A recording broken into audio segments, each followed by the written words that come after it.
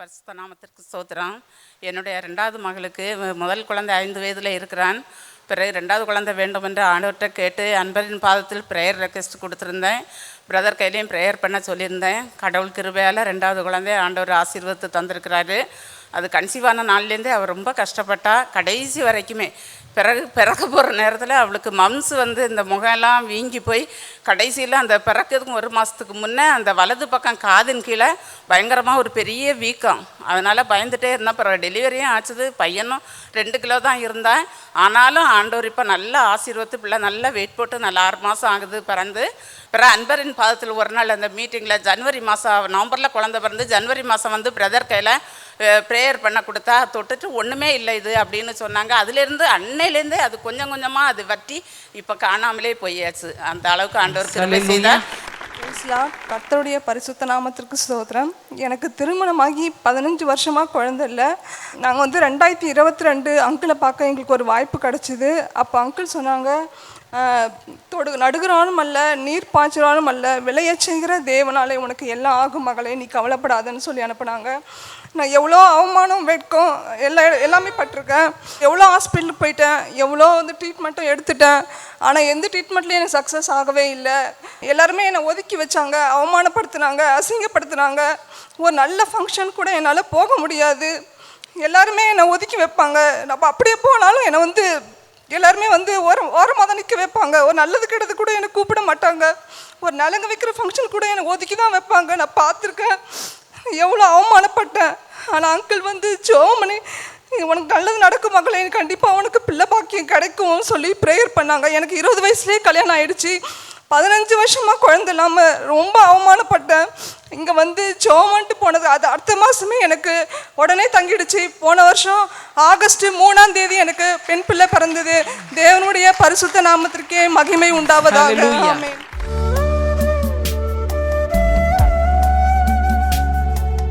கிறிஸ்துவுக்குள் மிகவும் பிரியமான எனதருமை சகோதர சகோதரிகளே, நம்மை சிருஷ்டித்தவரும் நம்மை உண்டாக்கினவரும் நம்மை ஒருபோதும் மறந்து போகாதவருமாகிய இயேசு கிறிஸ்துவின் இணையற்ற நாமத்தினாலே உங்கள் எல்லாரையும் வாழ்த்தி ஆசீர்வதிக்கிறேன். அல்லேலூயா. எல்லாரும் சந்தோஷமா இருக்கீங்களா? இந்த நாளிலும் ஆண்டவருடைய பாதப்படியிலே அமர்ந்து என் பிள்ளைகளுக்கு ஆண்டவர் என்ன மங்கள வார்த்தை சொல்ல விரும்புகிறேன்.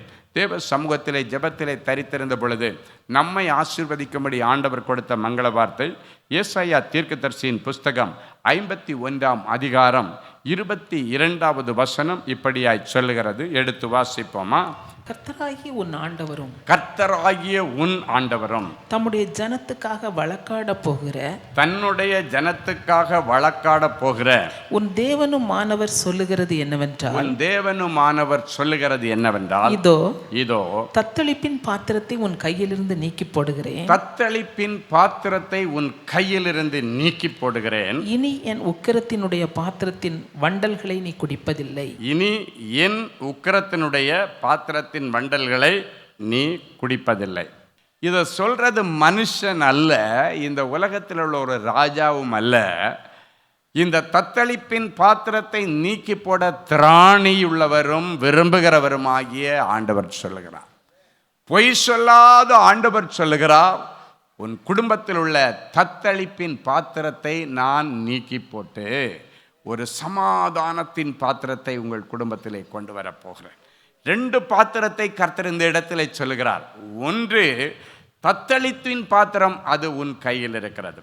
2வது உக்கிரத்தின் பாத்திரம், இது என் உக்கிரத்தின் பாத்திரம் என்று அப்படின்னு ஆண்டவர் சொல்றார். அப்படின்னா ஆண்டவருடைய கோபாக்கினை என்கிற உச்சக்கட்ட பிரச்சனை உன் குடும்பத்தில் இருந்தா அதையே இன்னைக்கு எடுத்துறேன்னு சொல்றார்.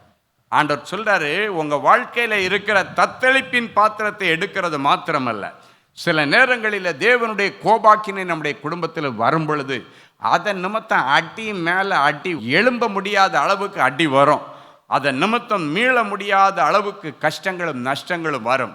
ஆண்டவர் இன்னைக்கு உன்னை சமாதானமாக அனுப்புறதுக்காக 2 பாத்திரங்களையும் எடுக்க விரும்புகிறார். ஒன்று ஆண்டவர் அனுமதித்த உக்கிரத்தின் பாத்திரம், அதில் இருக்கிற வண்டல்களை இனி நீ குடிப்பதில்லை அப்படின்னு ஆண்டவர் சொல்றார். அந்த பிரச்சனைகளை இனி நீ எடுத்துக்கொள்ளவோ அனுபவிக்கவோ ஆண்டவர் விடமாட்டாரு. ஸோ அந்த தத்தளிப்பின் பாத்திரத்தையும் எடுத்து போடுகிறார், உக்கிரத்தின் பாத்திரத்தையும் எடுத்து போகிறார். கோபாக்கினை நிமித்தம் வந்த சோதனைகளையும் ஆண்டவர் எடுத்து போட்டு இன்னைக்கு பிறகு நீங்கள் சமாதானமாக உங்கள் லைஃப்பை ரன் பண்ணணும். இதுதான் ஆண்டவருடைய ஆசை. நிறைய பேர் சொல்லுவீங்க, நான் நிம்மதியாக சாப்பிட்டு ரொம்ப நாள் ஆச்சு, நிம்மதியாக நான் தூங்கி ரொம்ப நாள் ஆச்சு, எனக்கு தூங்கினா தூக்கம் வரல, நிறைய கஷ்டங்கள், மன கஷ்டம், பண கஷ்டம், சரீர கஷ்டம் எல்லாம் என்னை சுற்றி சுற்றி அடிக்குதுன்னு சொல்லிட்டு இருக்கிறீங்களா? இன்னைக்கு ஆண்டவர் சொன்னால் நிம்மதியாக போய் தூங்க போகிறீங்க. ஆமேன். ஆமாம், சமாதானமான தூக்கம். வேதம் சொல்லுகிறது, கர்த்தர் தமக்கு பிரியமானவர்களுக்கு இன்பமான தூக்கத்தை கொடுக்கிறாராம். இன்னைக்கு பிறகு உங்களுக்கு ஒரு இன்பமான சந்தோஷமான ஒரு தூக்கத்தை கர்த்தர் உங்களுக்கு கொடுப்பார். ஏன் தூக்கம் ரொம்ப அவசியம் தெரியுமா? நீங்கள் 10 நாள் சரியாக தூங்கலைன்னா மனநிலை பாதிப்பு வந்துவிடும். அவங்க தான் டிப்ரெஷனில் போகிறவங்க. அது அவங்களை சரீரத்தை பெரிய பாதிப்புக்குள்ளால் கொண்டு வந்துடும். நிறைய வியாதிகள் அவரை பற்றி பிடித்து விடும்.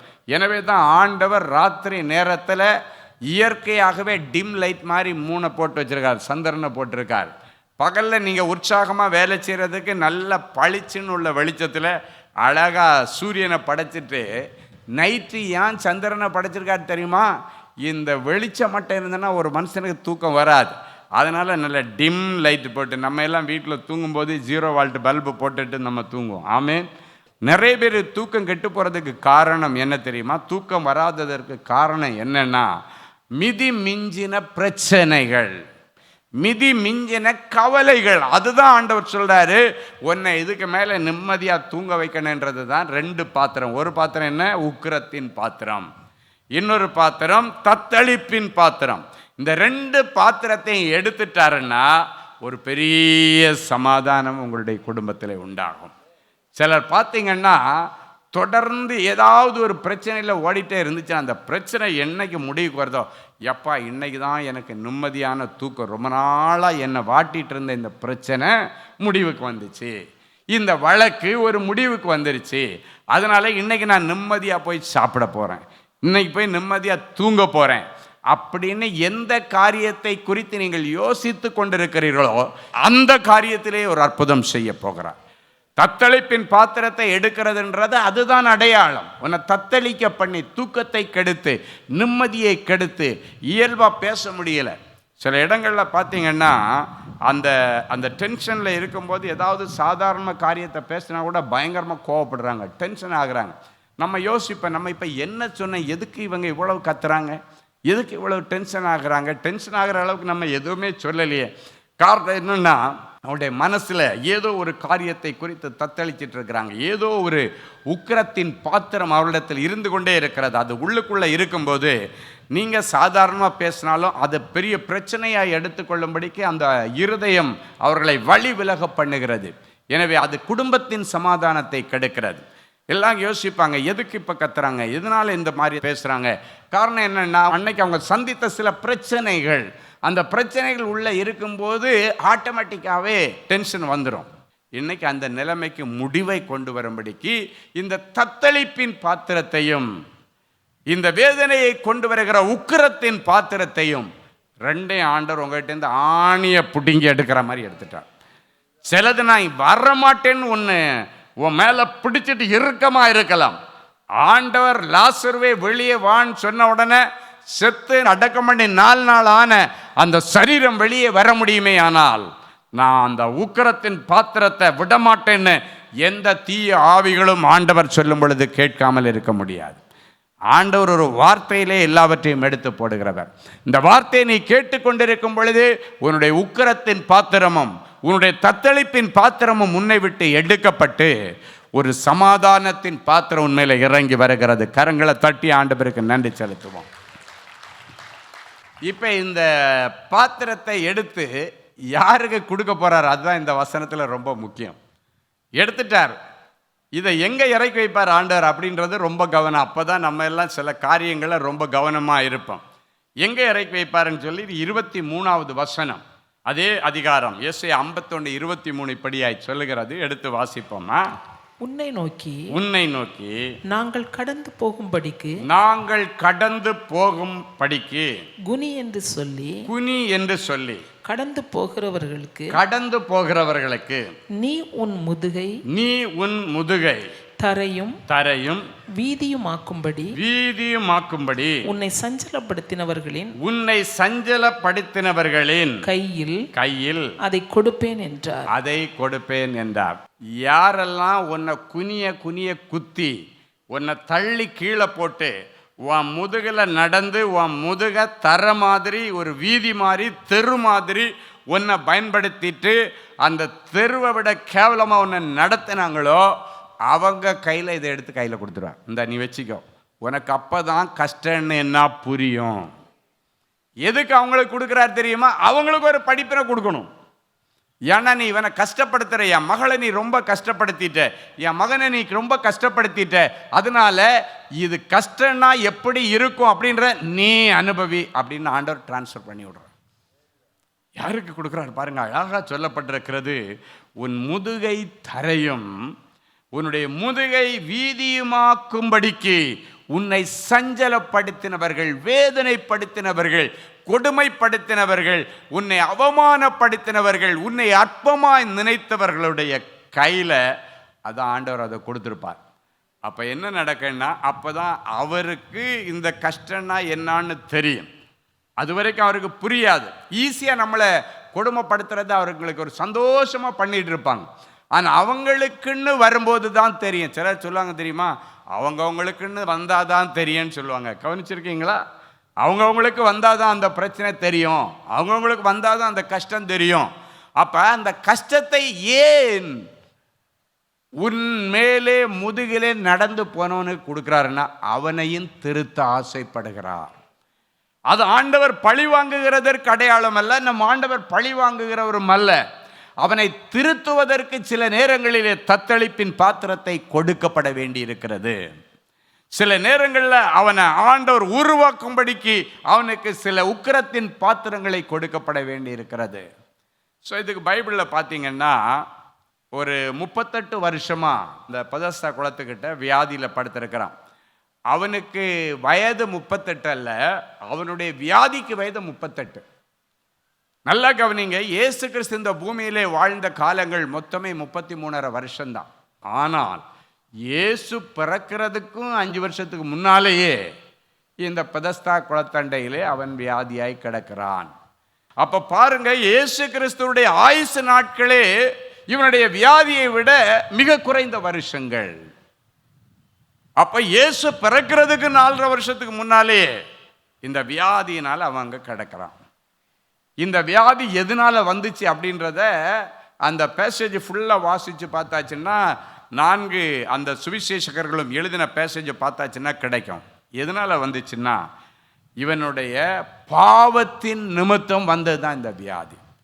எனவே தான் ஆண்டவர் அவனை குணப்படுத்தினதற்கு பிறகு சொல்றாரு, இனியும் அதிக கேடானது வராதபடி இனி பாவம் செய்திராத. இன்னும் அந்த பாவத்தை செய்தியன்னா இதை விட ரொம்ப கஷ்டப்பட. இப்போ 38 வருஷம் அவன் பெதஸ்தா குளத்தண்டையில் போய் 38 வருஷம் ஆகிறது. அவனுடைய வீட்டார் அவனை வந்து விசாரிக்கல. அவனுக்குள்ள இருந்த தத்தளிப்பின் பாத்திரம் என்ன? எழும்பி நடக்க முடியாதபடிக்கு திமிர்வாதம் என்கிற ஒரு வியாதி தான் அவனை தத்தளிக்க பண்ணின வியாதி. ஒவ்வொருவரையும் தத்தளிக்க பண்ணும்படிக்கு ஏதோ ஒரு சிலர் கடனில் தத்தளிப்பாங்க, சிலர் வியாதியில் தத்தளிப்பாங்க, சிலர் தோல்வியில் தத்தளிப்பாங்க, சிலர் டிப்ரெஷனில் தத்தளிப்பாங்க. ஏதோ ஒரு தத்தளிப்பின் பாத்திரம். ஆனால் அந்த 38 வருஷமாக திமிர்வாதக்காரனாய் கிடந்தவனுக்கு என்ன தத்தளிப்பின் பாத்திரம் அவனிடத்தில் இருந்தது? இந்த திமிர்வாதம் என்கிற வியாதி. அந்த பெதஸ்தா குளத்தில் தேவதூதர்கள் கலக்கும் பொழுது டெய்லி யாராவது முதல்ல இறங்குறவங்களுக்கு சுகம் கிடைக்கும். அப்போ பாருங்க, அவனுடைய அந்த தத்தளிப்பின் பாத்திரத்தினுடைய உக்கிரம் எப்படி இருக்கிறது. அந்த உக்கிரத்தின் பாத்திரம், தேவ கோபாக்கினையின் பாத்திரம், இரண்டும் அவனுக்குள்ளால இருந்தது நிமித்தம் அவனுடைய சொந்த பந்தங்கள் கூட அவனுக்கு உதவி செய்ய வரவில்லை. பெதஸ்தா குளத்தில் அந்த தேவதூதன் கலக்கும் பொழுது யார் முதல்ல இறங்குறாங்களோ சுகம் கிடைக்கும். ஒருவேளை அந்த திமிர்வாதக்காரனுடைய அண்ணன் நினச்சிருந்தா என் தம்பியை ஒரு நாள் கொண்டு போய் அதில் முக்கி எடுத்துக்கலாம் அப்படின்னு அவன் ஒரு நாள் வெயிட் பண்ணால் மேபி 1 நாளோ 2 நாளோ 5 நாளோ ட்ரை பண்ணால் ஒரு நாள் வந்திருக்கலாம். ஆனால் ஒருவரும் வரவில்லை. இப்படிப்பட்ட தத்தளிப்பின் பாத்திரங்கள் வரும் பொழுது, உக்கிரத்தின் பாத்திரம் அதோடு இணைந்து நிற்கும் பொழுது யாரும் வர முடியாதபடிக்கு சூழ்நிலை வந்துவிடும். அதுதான் சொல்ல விரும்புகிறேன். அப்படிப்பட்ட சூழ்நிலை வருகிறது. யாருமே அவனை கண்டுக்கல. இயேசு வந்து அவனை சந்திக்கும் போது ஆண்டவர் கேட்குறாரு, உனக்கு சுகம் ஆகணும்னு விருப்பம் இருக்குதா? அப்போ அவன் என்ன தெரியுமா சொன்னான்? ஆண்டவரே, எனக்கு குணம் ஆகணும்னு ஆசை தான். நான் எப்படியாவது தேவதூதன் கலக்கும் பொழுது உள்ளே போய் இறங்கி சோத்தை வாங்கினேன்னு ஆசை. ஆனால் எனக்கு அந்த நேரத்தில் என்னை பிடிச்சி கொண்டு போய் எனக்கு உதவி செய்ய யாரும் இல்லை என்று சொல்லுகிறான். எனக்கு ஹெல்ப் பண்ண யாரும் இல்லை. சில நேரங்களிலே தேவ உக்கிரத்தின் பாத்திரம் உண்மையில இருந்ததுன்னா உனக்கு ஒருவனும் உதவி செய்ய வர முடியாது. அதான் உண்மை. ஆனால் நீ பேசலாம், எங்கள் அண்ணன் நல்லா இருக்கான்னு அவன் நினைச்சிருந்தா இதிலிருந்து என்னை காப்பாற்றி இருக்கலாமே. எங்கள் அக்கா நல்லா இருக்கா, என் தங்கச்சி நல்லா இருக்கா, என் தம்பி நல்லா இருக்கான், எங்கள் மாமா நல்லா இருக்காரு, அவர் நினைச்சிருந்தா என்ன ஒரு நிமிஷத்தில் எடுத்திருக்கலாமே. ஒரு உக்கிரத்தின் பாத்திரம் ஒரு மனுஷன் மேலே இருந்தா அது தேவனுடைய கோவாக்கினின் பாத்திரமாக இருக்கிறபடியினாலே நீ உருவாகிறது வரைக்கும் அதை யாரும் எடுத்து உன்னிடத்திலிருந்து போட முடியாது. இதை இன்னைக்கு நீங்க மனசுல வச்சிருக்கணும். பாருங்க, கடைசியா அந்த உக்கிரத்தின் பாத்திரத்தை எடுக்க இயேசுவே அங்கு வருகிறார். இன்னைக்கு அந்த இயேசுதான் உன் உக்கிரத்தின் பாத்திரத்தை, உன்னுடைய தத்தளிப்பின் பாத்திரத்தை எடுக்கும்படிக்கு பெதஸ்தா குளத்தண்டையில் வந்த ஆண்டவர் உனக்காக வந்திருக்கிறார். அவனுக்கு 38 வருஷ பிரச்சனை, உனக்கு எத்தனை வருஷ பிரச்சனை? அவன் சொல்றான், எனக்கு உதவி செய்ய யாரும் இல்லை ஆண்டவரே, அதனால தான் 38 வருஷமா நான் தரையில நரங்கிட்டு கிடக்கிறேன்னு சொன்னான். ஊர்ந்துட்டு கிடக்கிறான், பிராணிகள் ஊறுகிறது மாதிரி. அவனுக்கு உதவி செய்ய யாரும் இல்லை. ஆனால் ஒரு நாள் வந்தது, அந்த உக்கிரத்தின் பாத்திரத்தை எடுத்து அவனுக்கு ஒரு விடிவு காலத்தை கொடுக்க வேண்டும் என்று ஆண்டவர் வந்தார்.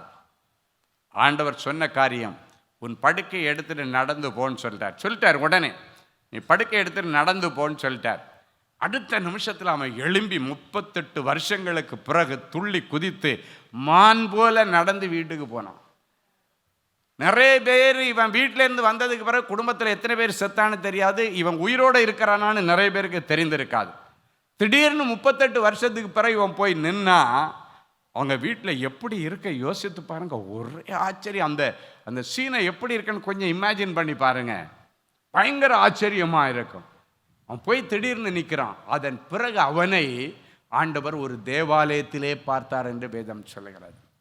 அதுக்கு பிறகு அவனை விசிட் பண்றாரு. எங்க விசிட் பண்றாரு? ஒரு தேவாலயத்தில். அப்படின்னா என்ன அர்த்தம்?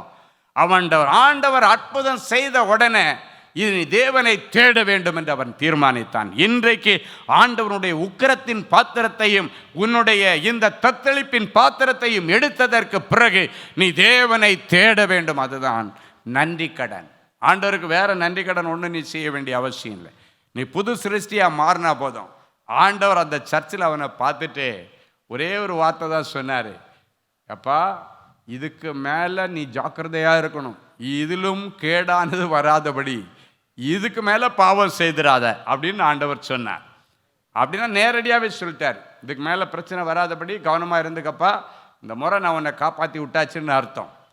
என் அன்பு தேவனுடைய பிள்ளைகளே, இன்னைக்கு ஆண்டவர் உங்களை பார்த்து சொல்றாரு, பெதஸ்தா குளத்தண்டையில் வந்து அந்த 38 வருஷ திமிர்வாதக்காரனுடைய தத்தளிப்பின் பாத்திரத்தையும் உக்கிரத்தின் பாத்திரத்தையும் எடுத்த ஆண்டவர் இன்றைக்கு நீ எந்த உக்கிரத்தின் பாத்திரத்தை சுமந்து கொண்டு வந்திருந்தாலும், எந்த தத்தளிப்பின் பாத்திரத்தை சுமந்து கொண்டு வந்திருந்தாலும், எந்த சாபத்தீடான பாத்திரத்தை சுமந்து கொண்டு வந்திருந்தாலும், எந்த வியாதியின் பாத்திரத்தை சுமந்து கொண்டு வந்திருந்தாலும், இன்றைக்கு உனக்கு அற்புதம் நிச்சயம், இன்றைக்கு உனக்கு விடுதலை நிச்சயம்.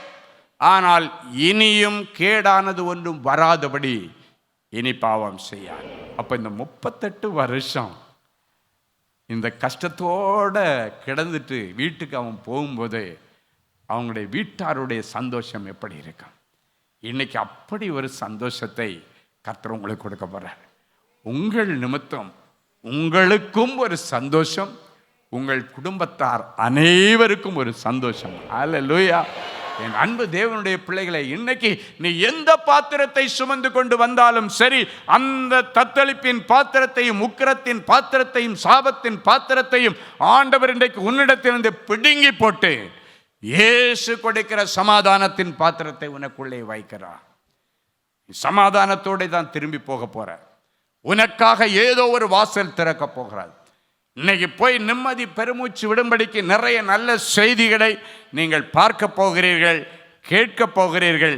அந்நிய கண்கள் அல்ல, உங்களுடைய சொந்த கண்கள் அதை காணப்போகிறது. ஹல்லேலூயா!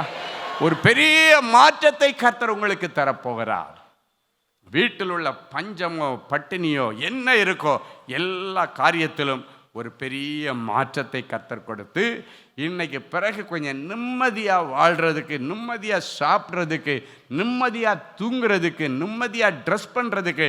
கொஞ்ச நாளாக யாரையும் உங்களுக்கு பார்க்க முடியலை, பார்க்க பிடிக்கல. ஒரு மகள் 15 வருஷம் குழந்தை இல்லாமல் இருந்த அந்த மகள் வந்து சொன்னதை நீங்கள் பார்த்தீங்க. 15 வருஷம் அவள் தத்தளிச்சா. இன்னைக்கு உங்கள் கண்ணு முன்னால் அந்த சாட்சியை கேட்டீங்க. 15 வருஷம் குழந்தை இல்லைன்னா எவ்வளோ பெரிய வேதனை. ஆண்டவர் அந்த தத்தளிப்பின் பாத்திரத்தை ஒரு நாள் பிடுங்கி விட்டார். அடுத்த மாதம் அவள் கன்சீவ் ஆகி இன்னைக்கு அழகான குழந்தையோடு வந்து நின்று சொன்னதை நீங்கள் பார்த்தீங்க. கர்த்தர் அந்த மகளுக்கு இரக்கம் செய்த ஆண்டவர் இன்னைக்கு கண்டிப்பாக உங்களுக்கு செய்வார். ஹல்லேலூயா! 15 வருஷங்க அவள் சொன்னதை கவனிச்சிங்களா? என்னை குடும்பத்தில் யாருமே ஏற்றுக்க மாட்டாங்க, ஃபங்க்ஷன் கூப்பிட மாட்டாங்க, எங்கேயும் யாரையும் பார்க்க பிடிக்காது, யாருடையும் போய் நிற்கிறதுக்கு பிடிக்காது, யாருடைய முகத்தை பார்க்க பிடிக்காது. அவங்களும் அதை விரும்புறதில்லை. என்னை ஒதுக்கி வச்சாங்க. ஆனால் ஒரு நாள் வந்தது, ஆண்டவர் அவளுடைய தத்தளிப்பின் பாத்திரத்தை எடுத்து போட்டார். அவளுடைய அவமானத்தின் பாத்திரத்தை எடுத்து போட்டு இன்னைக்கு ஆரோக்கியமான ஒரு குழந்தைய சுமந்து கொண்டு வந்து ஆண்டவருடைய நாம மகிமைக்காக இந்த சாட்சியை சொன்ன வைத்த ஆண்டவர், உன்னுடைய சாட்சி நாட்களுக்கு இதோ நாட்கள் வந்து விட்டது, இது உன்னுடைய டர்ன் நாள் என்று கர்த்தர் சொல்லுகிறார். ஹல்லேலூயா! உன்னுடைய வனாந்தரமான வாழ்க்கையை இனி ஆண்டவர் வயல் நிலமாய் மாற்றித்தர விரும்புகிறார். உன்னுடைய வனாந்திரம் இனி வயல்வெளியாய் மாறும். எத்தனை பேர் ஆமேன் சொல்ல முடியும்? எல்லாரும் அப்படியே எழும்பி நின்று நம்மை தாழ்த்தி ஒப்பு கொடுப்போம். இந்த ஏழை கூப்பிட்டான், கர்த்தர் அவன் சத்தத்தை கேட்டு அவனுடைய நெருக்கங்களுக்கெல்லாம் நீங்களாக்கி விடுவித்தார் என்ற வசனத்தின்படி, ஆண்டவரே என் பிள்ளைகளுடைய எல்லா நெருக்கத்திற்கு நீங்களாக்கி என் பிள்ளைகளை நீர் விடுவித்ததற்காய் ஸ்தோத்திரம். தத்தளிப்பின் பாத்திரத்தையும் உக்கிரத்தின் பாத்திரத்தையும் உன்னிடத்தில் நீக்கி போடுவேன் என்று சொன்னேன். எந்தெந்த பிரச்சனையிலே என் பிள்ளைகள் தத்தளித்துக் கொண்டிருக்கிறார், எந்த உக்கிரத்தின் வண்டல்களை என் பிள்ளைகள் குடித்துக் கொண்டிருக்கிறார்களோ, இந்த 2 பாத்திரங்களையும் என் பிள்ளை விட்டு நீக்கி போட்டு சமாதானத்தின் பாத்திரம் என் பிள்ளைகள் மேல் இறங்கி வருவதாக. ஒருவேளை உம்முடைய உக்கிரத்தின் பாத்திரம் என் பிள்ளைகளோடு இருந்து தீராத ஒரு கொள்ளை நோயை கொண்டு வந்திருக்கலாம், ஏதோ ஒரு சாபத்தின் வியாதியை கொண்டு வந்திருக்கலாம், ஏதோ ஒரு தரித்திரத்தை கொண்டு வந்திருக்கலாம். ஆண்டவரே என் பிள்ளைகள் மீது நீர் மனம் இறங்கும், என் பிள்ளைகளுடைய எல்லா அக்கிரமங்களை நீர் மன்னியும், என் பிள்ளைகளுடைய எல்லா பாவங்களை நீர் மன்னியும், என் பிள்ளைகளுடைய சாபங்களை சிலுவையிலே சுமந்து தீர்த்தீர் என்று நாங்கள் அறிக்கை செய்கிறோம். ஆண்டவர் இன்றைக்கு என் பிள்ளைகளுக்கு பரிசுத்த இருதயத்தை தாரும். இன்றைக்கு உங்களை நீங்கள் பரிசுத்தம் பண்ணிக்கொள்ளுங்கள், நாளைக்கு அற்புதம் செய்வார் என்று சொன்னீரே. இன்றைக்கு என் பிள்ளைகளுடைய உச்சம் தலைமுதல் உள்ள கால் வரைக்கும் உம்முடைய பரிசுத்த திருரத்தம் வந்து என் பிள்ளைகளை கழுவி பரிசுத்தப்படுத்தினதற்காய் ஸ்தோத்திரம். என் பிள்ளைகளுடைய வாழ்க்கையில இன்றைக்கு இரவோடு இரவு ஒரு அற்புதம் நடக்கட்டும். எல்லா உக்கிரத்தின் வண்டல்களை ஆண்டவர் எடுத்து போட்டு வேறான். என் பிள்ளைகளுடைய தத்தளிப்பின் பாத்திரத்தை எடுத்து போட்டு கொள்ளை நோய்களை இயேசுவின் நாமத்தினாலே நீர் நீக்கி போட்டதற்காய் ஸ்தோத்திரம். அது கேன்சர் வியாதியாயிருக்கலாம், இருதய வியாதியாயிருக்கலாம், தோல் வியாதியாயிருக்கலாம், லங்ஸ் பிரச்சனையாயிருக்கலாம், லிவர் பிரச்சனையாயிருக்கலாம், கிட்னி பிரச்சனையாயிருக்கலாம். ஆண்டவர் எப்பொழுதே என் பிள்ளைகளை தொட்டு நீர் குணமாக்கி இனியும் அதிக கேடானது வராதபடி, இனி பாவம் செய்யாதபடிக்கு என் பிள்ளைகள் மேல உம்முடைய வார்த்தையின் அபிஷேகம் இறங்கி வருவதாக. ஆண்டவருக்காக பரிசுத்தத்தை காத்துக் கொள்வதற்காக என் பிள்ளைகள் வைராக்கியமாய் இறங்கி செயல்படுவார்களாக. நீர் அப்படி செய்கிறதற்காய் உமக்கு நன்றி. இயேசுவின் மூலம் பிதாவே, ஆமென், ஆமென். கிறிஸ்துவுக்குள் அன்பானவர்களே, ஆண்டவராகிய இயேசு கிறிஸ்துவின் இனிய நாமத்தில் அன்பின் வாழ்த்துக்கள்.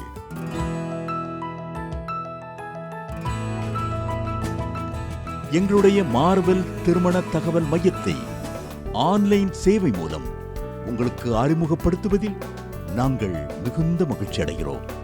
எங்களது மார்வெல் திருமண மையம் கிறிஸ்தவ குடும்பத்தில் திருமணத்திற்கு ஆயத்தமாயிருப்பவர்கள் தங்களுக்கு ஏற்ற வாழ்க்கை துணையை தேர்ந்தெடுக்க சிறந்த திருமண சேவை மையமாக இருக்கிறது. மேலும் மார்வெல் திருமண தகவல் மையத்தில் நீங்கள் பதிவு செய்வதற்கு எங்களது இணையதள முகவரி www.marvelmatrimony.com மற்றும் அலைபேசி எண் 7824855999 என்ற எண்ணிற்கு தொடர்பு கொள்ளலாம். சென்னை, நாகர்கோவில் மற்றும் மும்பை நகரில் உள்ளவர்கள் பதிவு செய்ய விரும்பினால் கீழ்க்கண்ட விலாசங்களில் உள்ள எங்களது அலுவலகங்களோடு தொடர்பு கொள்ளலாம். தேவனின் அன்பு ஊழியங்கள் எண் 14, ராமலிங்க நகர், OMR ரோட், SRP டூல்ஸ் அருகில், கொட்டிவாக்கம், சென்னை 41. Email info@marvelmatrimony.com. ஆண்டவர்தாமே உங்களை அளவில்லாமல் ஆசீர்வதிப்பாராக. ஜெனசிஸ் கிரியேஷன்ஸ் மீடியா அகாடமி நடத்தும் சம்மர் பிரேக் ஸ்கில் மேக் பள்ளி பயிலும் மாணவ மாணவியருக்கு ஒரு அரிய வாய்ப்பு. இந்த வருடம் மே கோடை விடுமுறையை முன்னிட்டு எங்களது ஜெனசிஸ் கிரியேஷன்ஸ் மீடியா அகாடமியின் மூலம் குறைந்த கட்டணத்தில் 7 தினங்களில் photography, videography, Photoshop, video editing ஆகிய தொழிற்கல்விகளை மிக சிறந்த முறையில் பயிற்றுவிக்க நாங்கள் திட்டமிட்டுள்ளோம். மேலும் விவரங்களுக்கு எங்களது ஜெனசிஸ் கிரியேஷன்ஸ் மீடியா அகாடமியின் தகவல் தொடர்பு மையத்தை இன்றே தொடர்பு கொள்ளுங்கள்.